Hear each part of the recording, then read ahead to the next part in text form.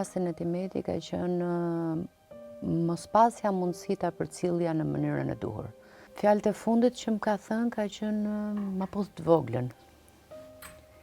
Ma pos të voglën dhe kaq. Kjo ishte përshëndetja e fundit.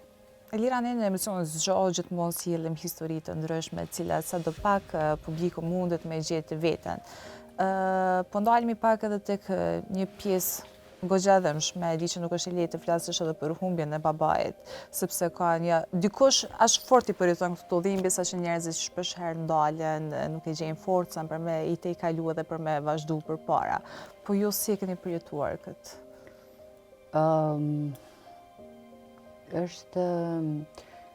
Është fat i madh që unë nuk kam pasur në një traumë të madhe në jetë se sa humbja e babait. Dhe këtë e them me plot gojën, sepse kur të përmenda pak më parë çështjen e 99-s luftën, kur kam parë gra që nuk i dinin ku i kanë fëmijët, kur kam parë burra që nuk i dinin ku e kanë nënën, apo motrën, apo gruan, apo vajzën, apo djalin, nuk e dinin a janë gjallë së pari, pastaj a janë dhënuar apo jo së dyti.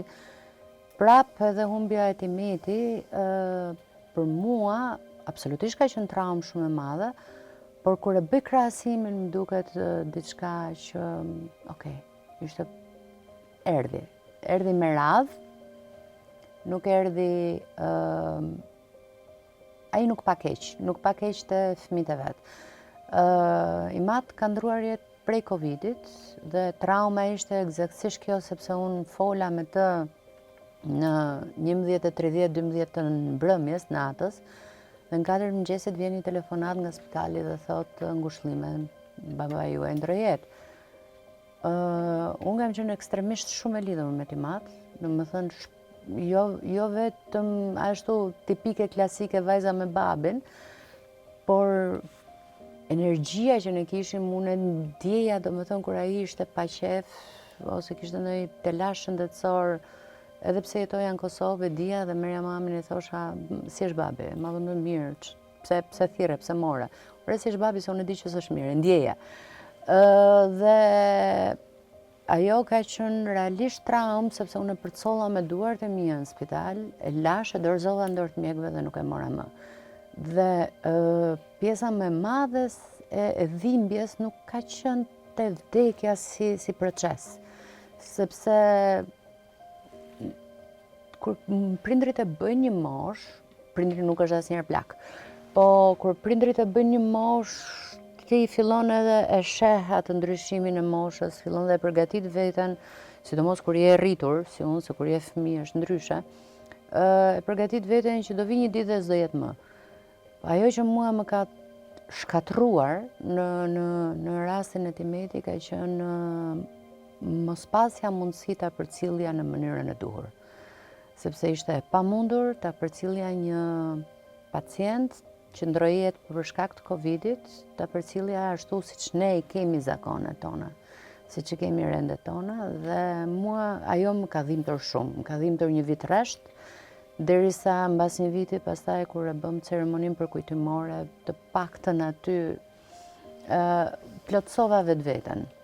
Plotësova vetveten me thirrjen e njerëzve që ai ka dashur më shumë, me një drek në emër të tij, me gjithë familjarët, kudo që ishin, që një vit më herët, për shkaq që prap po them të rrethanave patën absolutisht të pamundur të merrnin pjesë në varrimin e tij. Kur ndalem e mendoj, them traumë e madhe po shqyr që përfundoj me kaq, sepse ne kemi qenë të smurë krejt familja, unë e kam jetë të dytë për vete, dhe ka mundur të heci tragjedia dhe më shumë.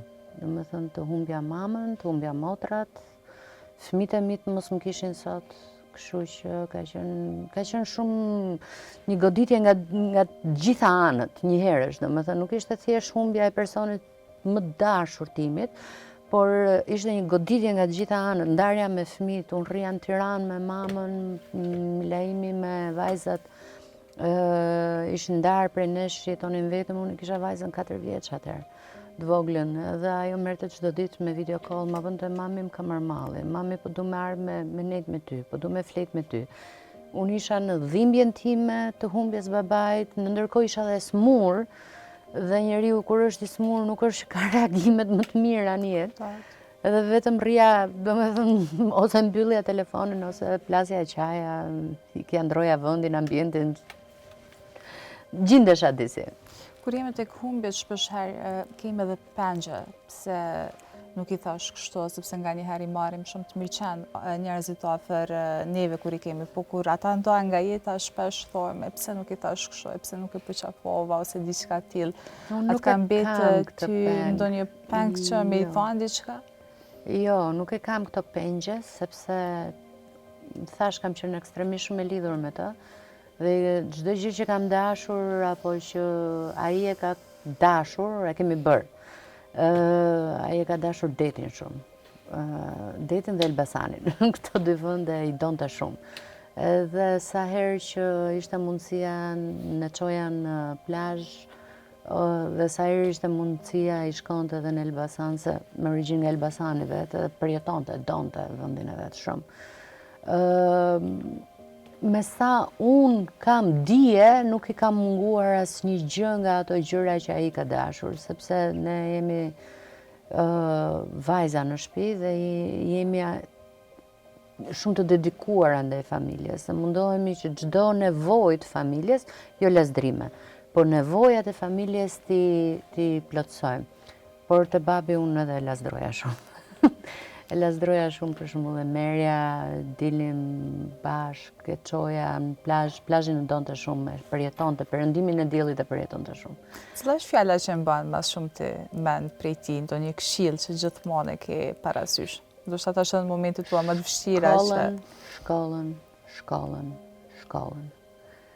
Ai ishte një njeri që nuk ju dha mundësia të bënte fakultet. Ishte gjeni i matematikës.